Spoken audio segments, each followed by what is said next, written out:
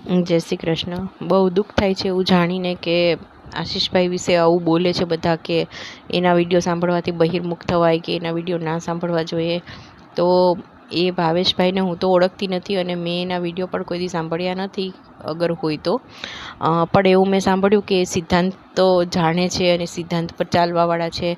તો હવે થોડું ડાઉટફુલ લાગે છે અને મને ભાવેશભાઈને એક જ ક્વેશ્ચન છે કે તમે અગર સિદ્ધાંત જાણો છો તો વિષયાક્રાંત દેહાનામવાળો જે સિદ્ધાંત છે એના વિશે તમે શું કહેવા માગો છો? અને એ પ્રમાણે જ આઈ થિંક આશીષભાઈ વર્તે છે ને, કે જેના લીધે પ્રભુની સન્મુખતા આવે અને જે હવેલીના ચોચલા વેળા અને દૂષણો છે એનાથી વૈષ્ણવો દૂર થઈ શકે અને એમાંથી બચી શકે.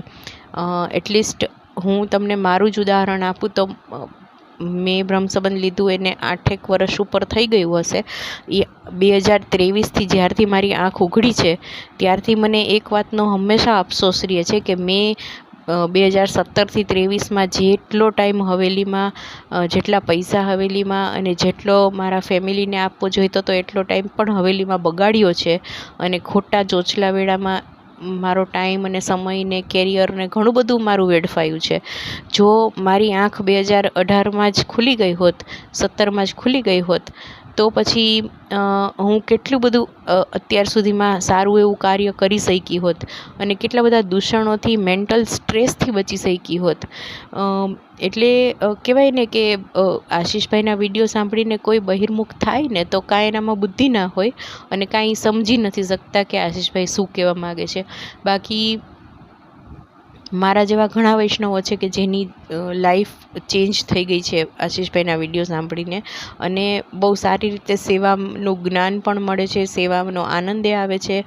અને આપણે કહેવાય ને કે તમે નહીં સમજી શકો કદાચ, કારણ કે તમે કદાચ એક પુરુષ છો, પણ હવેલીમાં અમુક રીતે ગર્લ્સને જે રીતે મેન્ટલી ટોર્ચર કરવામાં આવે છે અને કહેવાતા મરજાદીઓ એને ખોટા ખોટા સિદ્ધાંત સમજાવે છે, એના લીધે નાની નાની છોકરીઓના અને કુંવારી છોકરીઓ સ્પેશિયલી હોય એના માનસ ઉપર કેટલી હદે ડિપ્રેશન વધી જાય છે કે હાય હાય આમ નહીં કરું તો હું આવા અપરાધમાં પડીશ, ઓલા અપરાધ મને લાગશે, હું લીલામાં મારો પ્રવેશ નહીં થાય, એવું કેટલા દૂષણો ફેલાવવામાં આવે છે.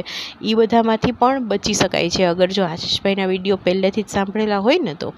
એટલે ભાવેશભાઈને મારે એટલું જ કહેવાનું છે કે પ્રભુ તમને સદબુદ્ધિ આપે, અને જો તમે ખરેખર સિદ્ધાંત જાણો છો તો થોડા હજી વિચાર કરો કે તમે શું બોલો છો.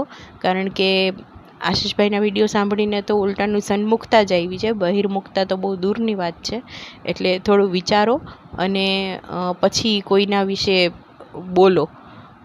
કારણ કે તમે કેટલો સિદ્ધાંત જાણો છો એ અમે નથી જાણતા, પણ જો તમે એટલું પણ સામાન્ય રીતે સમજી ના શકતા હો કે એક માણસ કોઈના છોકરા છોકરીઓની જિંદગી બરબાદ ના થાય એના માટે કાર્ય કરી રહ્યો છે, તો પછી તમને હું શું કહું કે તમે કેટલું ભણેલા હશો, કે શું કેટલું જ્ઞાન તમે મેળવ્યું છે, એ થોડું વિચારો તમે. જય શ્રી કૃષ્ણ.